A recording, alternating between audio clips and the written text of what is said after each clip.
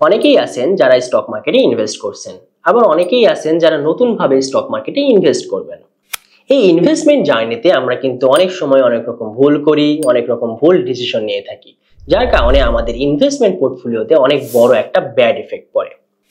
তাই আজকে আপনাদের সাথে আমি শেয়ার করব আমার লাইফে আমার ইনভেস্টমেন্ট জার্নিতে কিছু ছোট ছোট ভুল, যেগুলো আপনি যদি জানেন তাহলে বেঁচে যেতে পারেন অনেক বড় একটা ক্ষতির হাত থেকে।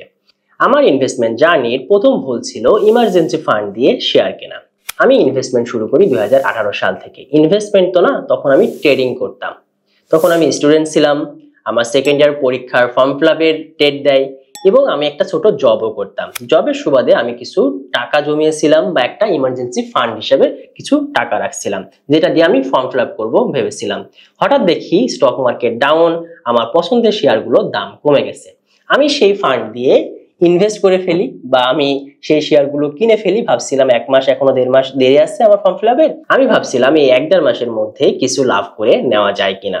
বাট স্টক মার্কেটে তো একটা বড় ধরনের আনসার্টেনটি আছেই, স্টক মার্কেট আরো ডাউন হয়, যার কারণে আমার ফর্ম ফিল আপ করার জন্য সেই শেয়ারটা বিক্রি করা লাগে অনেক টাকা লসে। আমি যখন পরীক্ষা দিচ্ছিলাম তখন দেখা যায় যে ওই কোম্পানি, যে কোম্পানির শেয়ার আমি কিনেছিলাম, ওই কোম্পানি প্রায় 15 থেকে 16% বেড়ে গেছে। এখানে আমার লস খাওয়ার মূল কারণ হচ্ছে ইমার্জেন্সি ফান্ডের টাকা। আমার যদি সেই টাকাটা ইমার্জেন্সি না লাগতো তাহলে এই শেয়ারটা কিন্তু আমি রেখে দিতাম। তাহলে পরবর্তী ভালো যে কোম্পানিগুলো আছে সেই কোম্পানিগুলো শেয়ার যদি রেখে দেন আপনি, তাহলে একটা টাইমে দেখা যায় কিন্তু সেই শেয়ারটা আবার আপনার প্রফিটে চলে যায়। তো এখান থেকে বড় একটা শিক্ষা হচ্ছে যে আমাদের যে ইমার্জেন্সি টাকা সেটা কখনোই আমরা ইনভেস্ট করব না। সেটা 3 মাস 6 মাস বা জলদি যে টাকাটা লাগবে সেই টাকাটা কখনোই আমরা স্টক মার্কেটে ইনভেস্ট করব না। আরেকটা বিষয় হচ্ছে যে আপনার 3 মাস বা 6 মাসের যে টাকাটা আপনার প্রয়োজন বা আপনার চলতে খরচ হবে, সেই টাকাটা আপনি অবশ্যই আগে ইমার্জেন্সি ফান্ড হিসেবে রাখবেন, তারপরে স্টক মার্কেটে ইনভেস্ট করবেন। ইমার্জেন্সি ফান্ড নিয়ে আমাদের একটা ভিডিও দেওয়া আছে ডেসক্রিপশন বক্সে, চাইলে সেই ভিডিওটা দেখে নিতে পারেন। আমার দ্বিতীয় ভুল ছিল ডিভিডেন্ডের লোভে শেয়ার কেনা। আমাদের পছন্দের কোম্পানিগুলো যদি আমরা একটু লক্ষ্য করি তাহলে দেখতে পাই পিছনের 5 থেকে 10 বছরের ট্র্যাক রেকর্ড দেখলে যদি দেখি যে 10 থেকে 12% যদি ডিভিডেন্ড দেয় তারা, তাহলে সেটা আমরা পজিটিভলি নিই যে এই ডিভিডেন্ডটা তো আমরা পাবোই প্রতি বছরে। এটার জন্য আমরা অনেক সময় কিন্তু বেশি টাকা দিয়েও সেই কোম্পানিগুলো কিনি। বাট ওই কোম্পানির আর্নিং যদি ভালো না হয় তাহলে কিন্তু পরের বছর তারা ডিভিডেন্ড সমানভাবে দিবে না বা ডিভিডেন্ড বাড়াবে না। ওই কোম্পানিগুলো এমনও হইতে পারে যে তারা অর্ধেক টাকা আপনাকে ডিভিডেন্ড হিসাবে দিয়েছে এবং অর্ধেক টাকা নতুন কোনো ব্রাঞ্চ বা নতুন কোনো ইনভেস্টমেন্টের জন্য তারা রেখে দিয়েছে। এর সাথে আমরা একটা কাজ করি, মনে করুন একটা কোম্পানির শেয়ার প্রাইস হচ্ছে 10 টাকা। সেই 10 টাকার শেয়ার প্রাইস যদি হয়ে থাকে তাহলে গত বছর যদি সে 10% ডিভিডেন্ড দেয় তাহলে কিন্তু একটা শেয়ার প্রতি আমরা 1 টাকা পাচ্ছি। 10 টাকার শেয়ারে 1 টাকা পাচ্ছি, এটা চিন্তা করে আমরা অনেক সময় দেখা যায় 10 টাকা 50 পয়সা হয়ে গেছে, যদি মনে করেন 2 মাস পর ডিভিডেন্ড দিবে, ওই শেয়ারের প্রাইস 11 টাকা হয়ে গেছে, তবুও কিন্তু ওই কোম্পানির শেয়ার আমরা কিনি শুধু ডিভিডেন্ডের জন্য। দুইটা সমস্যা আমরা পড়ি। একটা হচ্ছে যে ডিভিডেন্ড যখন দেয় তখন যে 1 টাকা বাড়বে, আমরা যে সবাই কিনে ফেলি ডিভিডেন্ডের লোভে যে আমি তো 1 টাকা এখানে পাচ্ছি, 10 টাকা শেয়ারে 1 টাকা পাওয়া মানে 10%। তো ওখানে আমি যখন বেশি টাকা দিয়ে ডিভিডেন্ড পাওয়ার জন্য কিনতেছি 11 টাকায়, তাহলে আপনার যে ডিভিডেন্ডের 1 টাকা পাবেন এখানে 1 টাকা বেশি দিয়েই তো আপনি কিনে ফেলছেন। এবং আপনার যে ডিভিডেন্ড দিবে যখন রেকর্ড ডেট পার হয়ে যাবে পরের দিনই কিন্তু সেই শেয়ারটার দাম কমে যাবে, কারণ 1 টাকা সে ডিভিডেন্ড দিয়ে দিচ্ছে। এদিক মানুষ আবার সবাই, আপনিই তো মনে করেন ডিভিডেন্ডের লোভে যদি কিনেন তাহলে ডিভিডেন্ডের পরের দিন আপনি বিক্রি করে দিতে চাবেন, তখন সবাই বিক্রি করে দেওয়ার কারণে সেই শেয়ারটা কিন্তু 11 টাকা শেয়ার আবার 10 টাকা নেমে আসবে। এবং এই ডিভিডেন্ডটা কোথায় থেকে দিচ্ছে? এই ডিভিডেন্ড তো কোম্পানির একটা লভ্যাংশ থেকেই দিচ্ছে।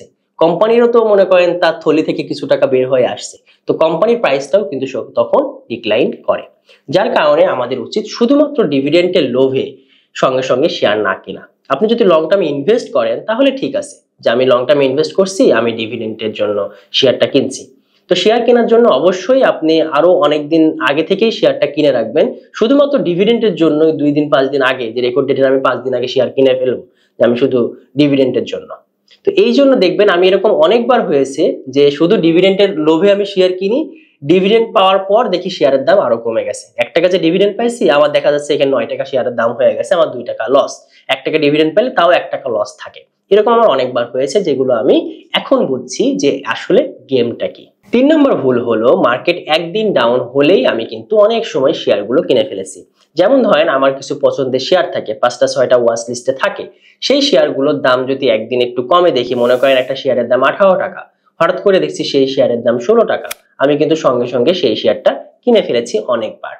আমি চিন্তাও করি নাই যে এটা আরো 2-3 দিনে আরো দাম কমতে পারে। আমি মনে করছি এটা 5 মাস 6 মাস ধরে 18 টাকা 17 টাকায় আপ ডাউন হচ্ছে, আমি তো এখন 16 টাকায় পাচ্ছি, তাহলে এই শেয়ারটা কিনে নেওয়া আমার জন্য বেটার মনে হবে। বাট কিছুদিন পর দেখছি ওই শেয়ারটার দাম আরো কমছে। তাহলে এখানে আপনাকে অবশ্যই বুঝতে হবে যে একদিনের ডাউনে আপনি সেই শেয়ারটা কিনবেন, এরকম কিন্তু করা যাবে না। আপনি দেখবেন যে আপনার আজকে 16 টাকা, আপনি কিছু কিনেন, অল্প কিছু কিনেন, তারপরে যদি আরো দাম কমে তাহলে আবার কিনবেন। একদিনের ডাউনেই আপনি যে শেয়ারটা কেনার ইচ্ছা সেটা আপনি সঙ্গে সঙ্গে কিনে ফেলবেন না। আমরা কি করি, মনে করুন আপনার একদিন একটু ডাউন হইলো, যেটা আপনার কিনতে মন চাইলো, বা 2 দিন ডাউন হলো, তখন আমরা কি করি, আমার যে সমস্ত টাকা, মনে করেন আমার 3 লাখ টাকা ক্যাশ বা ক্যাপিটাল, 3 লাখ টাকার শেয়ারই আমি কিনে ফেলি। পরের দিন যদি আবার দাম কমে তাহলে আমার হাতে টাকা নেই, আমার কাছে কোনো টাকার কেনার টাকা নেই বা এভারেজ করার কোনো টাকা নেই। তখন আমি কি করব, তখন আমার শেয়ারের দাম যদি আরো কমে যায় তখন আমি কিন্তু লসে পড়ে যাই, বা আমি ওই সুযোগটা আমি ধরতে পারি না, আমার শেয়ার অনেক বেশি টাকায় কেনা থাকে। 4 নম্বর ভুল হলো কেন শেয়ারের দাম কমছে সেটা না বুঝেই শেয়ার কেনা।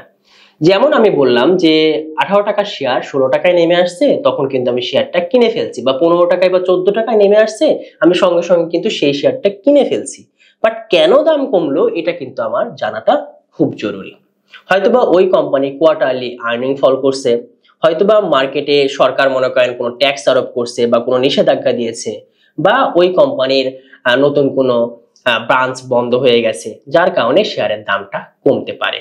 সো অবশ্যই আপনাকে দেখতে হবে যে আপনি যে শেয়ারটা আপনি অনেকদিন হলে দেখছেন যে এটা মনে করেন 18 টাকার নিচে নামছে না, বাট হঠাৎ করে 15 টাকায় নামছে, কেন নামছে আপনাকে জানতে হবে। এটার এক্সাক্ট রিজনটা কি সেটা কিন্তু আপনাকে ভালোভাবে জানতে হবে, তারপরে কেন আপনি সঠিক একটা ডিসিশন নিতে পারবেন। আমার এমন অনেকবার হয়েছে যেটা আমি অনেকদিন হলে দেখে রাখছি, এটা ধাপ করে দাম কমে গেছে, আমি কোনো দিকে তাকাই না বা নিউজগুলো আমি দেখি না, নিউজগুলো না দেখেই আমি সেই শেয়ারটা কিনে ফেলেছি।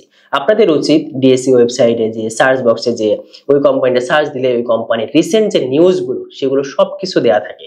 দাম বাড়লেও এটা বোঝা যাবে যে কেন বাড়ছে, দাম কমলেও কিন্তু অনেক সময় নিউজ দেখেই আমরা বুঝতে পারি কেন কমছে। কারণ স্টক মার্কেটে এমন একটা জায়গা, স্টক মার্কেট যে দেশে যেখানে যাই হোক, আপনার ওই কোম্পানির যেটুকুই হোক, একটা খারাপ ব্যাড নিউজও যদি চলে আসে, ওই কোম্পানির শেয়ারের দাম কিন্তু ওঠানামা করে, কারণ ইমোশনে চলে স্টক মার্কেট। তাহলে আপনাকে বুঝতে হবে যে একটা কোম্পানির দাম কমলেই আমি সঙ্গে সঙ্গে কিনে ফেলবো না, কেন কমছে তার রিজন জানার পর তারপরে আমি কিনবো। এখন যদি আপনি দেখেন যে প্রপার কোনো লজিক্যাল রিজন নাই যেটা কেন কমছে, আপনি বুঝতেছেন না, কেননা আপনি একটু টাইম নেবেন, আরো ভালোভাবে ঘাটাঘাটি করবেন, নিউজ দেখবেন, আপনি গুগলে সার্চ দিয়ে দেখবেন, ওই কোম্পানি সম্পর্কে একটু জানার ট্রাই করবেন যে অ্যাকচুয়ালি প্রবলেমটা কি। আপনি একটু ঘাটাঘাটি করলে ওই প্রবলেমটা ধরতে পারবেন। এরপরেও যদি মনে হয় যে একটা রিজন আসছে যেটাতে ব্যাড একটা নিউজ আসছে যেটা সত্য না বা মার্কেটে ছড়াচ্ছে, তাহলে আপনি ওই শেয়ারটা আরো বেশি করে কিনুন। যে এটাতে একটা মানে এমন একটা নিউজ যেটা স্টক মার্কেটে অ্যাকচুয়ালি দাম কমার কথা না বা একটা লজিক্যাল রিজন না, তাহলে ওই কোম্পানির শেয়ারটা আরো বেশি করে কিনবেন, যেন পরবর্তীতে এটা যখন নিউজটা আবার যখন ভুল প্রমাণিত হবে তখনই কিন্তু শেয়ারের দাম বেড়ে গেলে তখন আপনি এটা আবার বিক্রি করে দিয়ে সেখান থেকে প্রফিট নিয়ে ফেলতে পারবেন।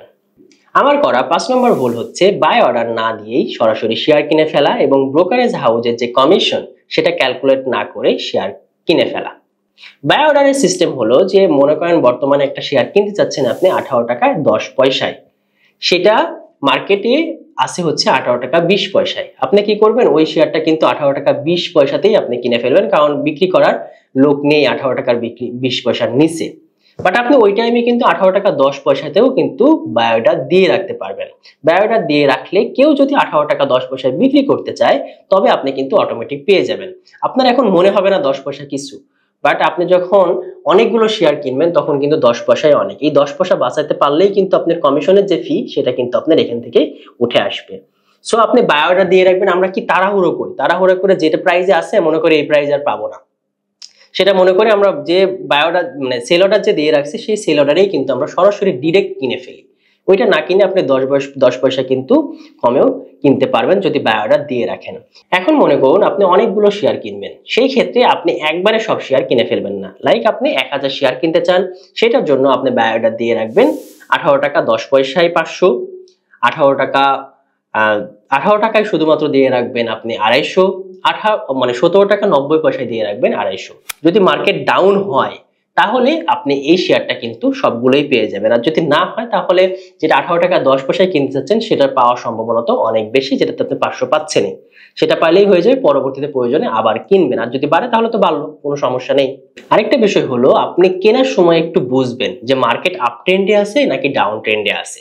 যেমন ধরেন মার্কেটে আমরা যে ইন্ডেক্সটা দেখি সেটা আমাদের 5000 পয়েন্ট, এখন যেরকম 5000 পয়েন্টে আছে, তো 5000 পয়েন্টে যদি দেখবেন সেদিন হচ্ছে ডাউনের দিকে যাচ্ছে, মনে করবেন যে 12টা বেজে গেছে, এটা আস্তে আস্তে দাম কমছে, গ্রাফটা নিচের দিকে আছে, তাহলে বুঝতে পারবেন যে আপনি যদি ডাউনেও আপনি শেয়ার বাই করার জন্য বাই অর্ডার দেন তাহলে কিন্তু আপনার পেয়ে যাওয়ার চান্স অনেক বেশি, কারণ মার্কেট ফল করতেছে।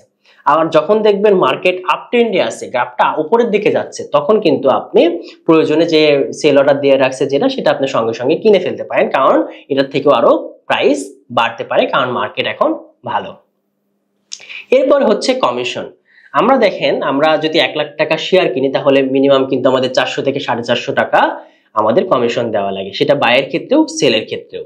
আরেকটা বিষয় এখানে আছে যে আমরা যখন বড় কোনো কোম্পানির শেয়ার কিনি, বড় বলতে বোঝাচ্ছি আমি শেয়ার প্রাইস অনেক বেশি, যেমন আমরা ম্যারিকো দেখি, রেকেট বেনকিজের দেখি, ইউনিলিভার্স দেখি, তো এইগুলো দেখা যায় যে যদি ম্যারিকো দেখি আমি 2800 টাকা যদি একটা শেয়ার কিনি, একটা শেয়ার যদি আমি কিনি তাহলে দেখা যাচ্ছে যে 2814 টাকা পড়বে আমার সেই একটা শেয়ারের দাম, কারণ কমিশন এখানে 18 টাকা লাগবে। আবার দেখবেন যে আপনি কোন একটা মনে করেন ঢাকা ব্যাংকের একটা শেয়ার কিনছেন, আপনি 11 টাকা একটা শেয়ার কিনছেন, তখন দেখবেন যে 11 টাকা 10 পয়সা কাটছে, যেটাতে আপনার কমিশন 10 পয়সা চার্জ হয়েছে। এখন আমরা যে বড় বড় যে কোম্পানির শেয়ারগুলো কিনি, এটা কিন্তু শেয়ারের উপরে হবে না, এটা টাকার উপরে হবে। আপনি যত টাকা শেয়ার কিনছেন, আপনি বড় শেয়ার যখন কিনবেন, বড় দামি যখন শেয়ার কিনবেন, একটাতেই কিন্তু ওই যে 1000 টাকা মানে 450 টাকার যে হিসাব হবে কমিশন, ওইটা কিন্তু একটার উপরেই ডিপেন্ড করবে, 2800 টাকার উপর ডিপেন্ড করে। তো এটা আমাদের মাথায় রাখতে হবে যে আমি যদি যে শেয়ারটা আমি কত দামে কিনছি সেটা আমাকে বুঝে শুনে কিনতে হবে, কত টাকায় কিনছি, আমার কত টাকা পড়বে, এটা বুঝে আমরা শেয়ারগুলো কিনবো। তো আজকে এই পর্যন্তই।